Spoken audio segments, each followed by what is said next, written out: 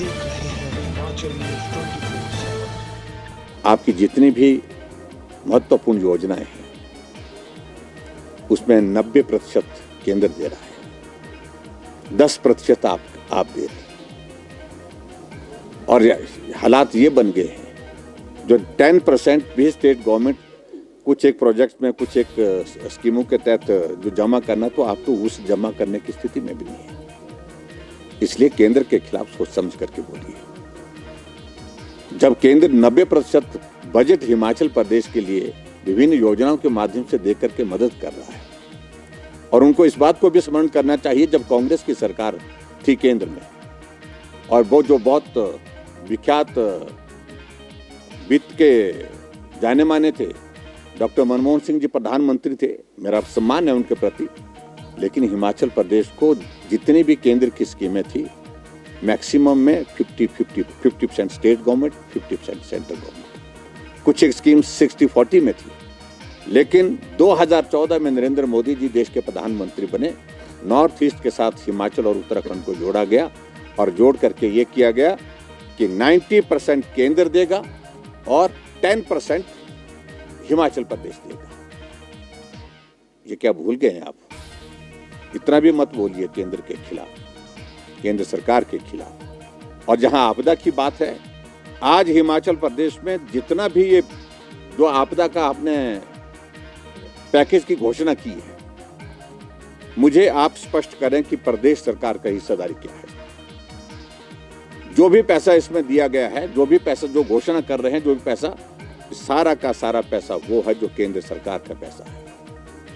तो इसलिए इन बातों को लेकर के थोड़ा आप सोच समझ करके बोले। अब आप मुख्यमंत्री हैं, जिम्मेदारी के साथ बोले। नहीं जानकारी है तो अधिकारियों से जानकारी प्राप्त करके उस प्रकार से बोले। तथ्य हैं और तथ्य पर ही बात करनी चाहिए। फैक्ट्स ये हैं कि हिमाचल प्रदेश में इस आपदा के दौरान जो भी राहत कार्य के लिए जो पैसे के आवंटन करने की बात कही है, वो पैसा सारा का सारा केंद्र सरकार का है। और ऊपर से मैं ये भी आरोप लगा रहा हूं कि वो पैसा पात्र व्यक्तियों तक नहीं पहुंच रहा है। वो पैसा कहां जा रहा है? वो पैसा उनको जा रहा है जो कांग्रेस पार्टी के पुराने लोग हैं, पुराने नेता हैं, पक्के आदमी हैं हमारे, इनको मदद कर रही है। इस काम के लिए वो पैसा नहीं है, वो प्रभावित परिवारों के लिए है, उनके लिए है जिनका घर चला गया, जिनकी जमीन चले गए, जिनका परिवार का कोई सदस्य चला गया, जिनके पशुशाला चले गए, पशु चले गए, उनके लिए। और ऐसे अनेकों घटनाएं आ रही हैं ध्यान में, जहां अभी जो पैसा ये जारी कर रहे हैं, जो पात्र व्यक्ति हैं वो इंतजार कर रहे हैं, अभी तक पटवारी भी नहीं पहुंचा वहां पर। उनका वो कागज बनाने के लिए पटवारी भी अभी तक नहीं पहुंचे हैं। ये हकीकत है आज की तारीख में। तो इसलिए मुझे लगता है कि जमीनी हकीकत को समझने की कोशिश करो भाई, सुखू भाई। ये इस प्रकार से अगर आप कहते रहेंगे गलत बातें, सरकार झूठ बोल करके बना ली, लेकिन झूठ बोल करके सरकार आपके लिए आफत बनी है। जो झूठ बोलने वाले थे, जो ज्यादा जोर जोर से बोलने वाले थे, वो तो निकल गए, कुछ दिल्ली निकल गए, कुछ कहीं निकल गए, कुछ किनारे बैठे हुए, यहीं पर ही बैठे हैं, चुपचाप बैठे हैं। लेकिन आफत तो आपको है, हम इस बात को अच्छी तरह से समझ सकते हैं। लेकिन अब हकीकत को स्वीकार करिए, समझिए, और हिमाचल प्रदेश में जो डेवलपमेंट के काम रुके पड़े हैं, जो सारे विकास कार्य को आपने रोक करके रखा है, 1 साल से ज़्यादा का कार्यकाल बीत गया, अभी तक परिस्थिति यह है हिमाचल प्रदेश में कोई काम हिमाचल प्रदेश में विकास का हो नहीं रहा है। सारी चीज़ें बंद पड़ी हैं। ऊपर से प्रश्न पैदा ये भी होता है कि आपने लगभग 14,000 करोड़ रुपए का ऋण ले लिया इन 13 महीने में।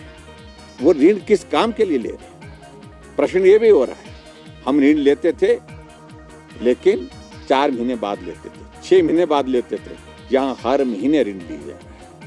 और ऋण लेने के बाद उससे क्या हो रहा है? हमारे टाइम में सड़कें बनती थी, पुल बनते थे, स्कूल के भवन बने, कॉलेज के भवन बने, यूनिवर्सिटियां बनी, लेकिन आज कहाँ जा रहा है वो पैसा? कर्मचारियों को समय पर तनख्वाह नहीं मिल पा रही है। जो पेंशन वाले हैं वो अपनी समस्याओं का जिक्र कर रहे हैं। जो कर्मचारी हैं उनकी देनदारियां जो है वो जीव की त्यों पड़ी है। कर्मचारी हितैषी की बातें कहना एक बात है, लेकिन हकीकत यह है कि कर्मचारियों के हित के लिए आपने क्या किया है? आप देख रहे हैं Himachal News 24/7.